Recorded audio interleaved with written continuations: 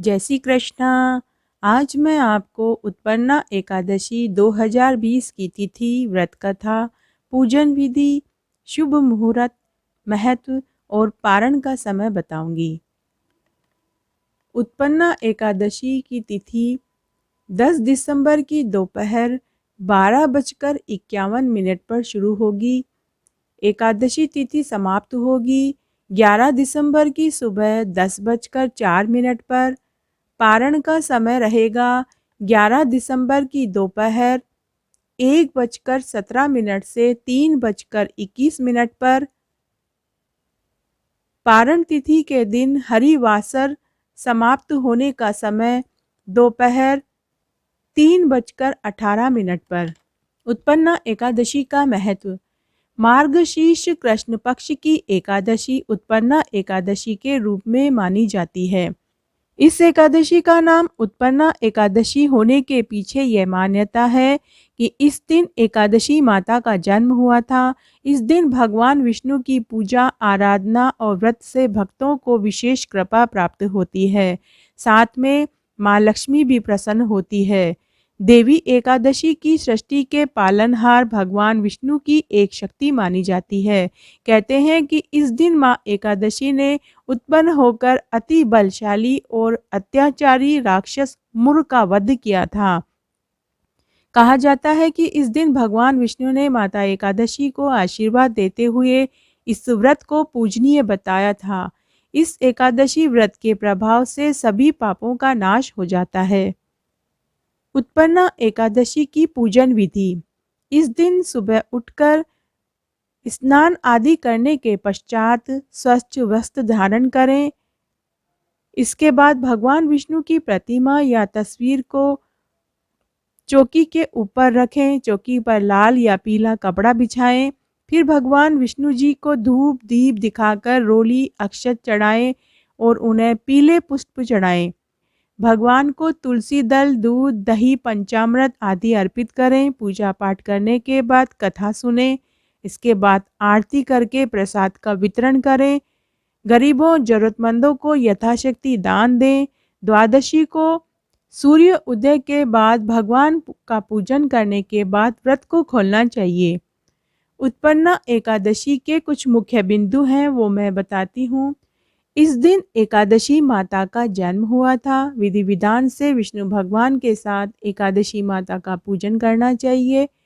यह एकादशी सभी एकादशियों में श्रेष्ठ बताई गई है। अगर कोई एकादशी व्रत को करने का इच्छुक हो तो उसे उत्पन्ना एकादशी के दिन से ही एकादशी व्रत को धारण करना चाहिए। पीपल के पेड़ के जल में दूध से सींचना चाहिए, जल चढ़ाना चाहिए, घी का 4 मुखी दीपक जलाना चाहिए। पीपल के पेड़ पर रोली से स्वास्तिक बनाएं, चावल लगाएं, मोली से 5 बार परिक्रमा लगाएं। पीपल के पेड़ पर मेहंदी काजल लगाएं और संकल्प लेवें। संकल्प लेते समय हाथ में रोली, जल, मोली का टुकड़ा, फूल और चावल लेवें और संकल्प लें कि आज मैंने उत्पन्ना एकादशी के दिन से व्रत शुरू किया है या मैं उत्पन्ना एकादशी के दिन व्रत कर रही हूँ। और जो मनोती आप मांग रहे हैं वो मनोती मन में बोलें और कहें कि हे विष्णु भगवान, हे ग्यारस माता, मेरी इच्छा पूरी करो। और फिर जल, चावल, रोली, मोली, फूल को पीपल के पेड़ के नीचे छोड़ देवें। इससे आपका व्रत पूरा माना जाएगा। कथा इस प्रकार है। उत्पन्ना एकादशी की कथा के अनुसार सतयुग के दौरान मुर नाम का एक असुर था। मुर ने देवताओं को पराजित करके स्वर्गलोक पर अपना अधिकार जमा लिया। उसके बाद सभी देवता इस समस्या के समाधान के लिए भगवान विष्णु के पास गए। सभी देवता भगवान विष्णु से इस समस्या के समाधान के लिए विनती करने लगे। देवताओं की विनती सुनने के बाद भगवान श्री हरि विष्णु ने देवताओं को इस समस्या के समाधान का आश्वासन दिया। भगवान विष्णु मुर नाम के असुर को मारने के लिए जैसे ही युद्ध भूमि में पहुंचे तो सभी असुर उन पर शस्त्रों से प्रहार करने लगे।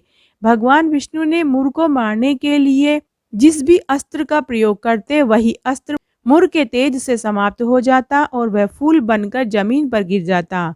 मुर और भगवान विष्णु में कई वर्षों तक युद्ध चला। लेकिन भगवान विष्णु मुर को पराजित न कर सके। जिसके बाद भगवान विष्णु विश्राम करने के लिए बद्री का आश्रम में एक लंबी गुफा में सोने के लिए चले गए। वह राक्षस भी भगवान विष्णु के पीछे पीछे उस गुफा में चला गया और उसने सोचा कि आज मैं अपने शत्रु को मारकर उन पर विजय प्राप्त कर लूँगा। परंतु जैसे ही उस गुफा में पहुंचा वैसे ही उसे वहां एक सुंदर कन्या दिखाई दी और वह कन्या उस राक्षस से युद्ध करने लगी। दोनों के बीच में कई देर तक युद्ध चलता रहा। उस कन्या ने उस राक्षस को जोर से मुक्का मारकर जमीन पर गिरा दिया, जिससे वह राक्षस मुर बेहोश हो गया। मुर राक्षस को जब होश आया तो उस कन्या ने मुर राक्षस का सिर काट दिया। जब भगवान विष्णु नींद से जागे और उन्होंने राक्षस मुर को मरा हुआ पाया तो वो सोच में पड़ गए कि इस राक्षस को किसने मारा। राक्षस को मरा हुआ देखकर उनके मन में विचार आया कि इस असुर को किसने मारा। तब उस कन्या ने भगवान विष्णु को बताया कि यह असुर आपको मारने के लिए यहाँ आया था और आपके शरीर से ही मैं उत्पन्न होकर मैंने इसका वध कर दिया है। इसके बाद भगवान विष्णु ने उस कन्या को एकादशी माता का नाम दिया, क्योंकि वह कन्या भगवान विष्णु के शरीर से ही उत्पन्न हुई थी, इसलिए इस दिन को उत्पन्न एकादशी कहा जाता है। अगर कोई एकादशी व्रत का इच्छुक हो तो वह आज के दिन अर्थात उत्पन्ना एकादशी के दिन शुरू करे तो उसके सभी व्रत सफल माने जाते हैं। साल में 24 एकादशी होती है और महीने में 2 एकादशी आती हैं। तो आज मैंने आपको उत्पन्ना एकादशी की तिथि, व्रत कथा, पूजन विधि, शुभ मुहूर्त, महत्व और पारण का समय बताया। अगर आपको ये अच्छा लगे तो कमेंट बॉक्स में जय हो विष्णु भगवान की जरूर लिखें। भगवान विष्णु आप सबकी मनोकामनाएं जरूर पूरी करेंगे। भगवान विष्णु का आशीर्वाद आप सब पर हमेशा बना रहे। धन्यवाद।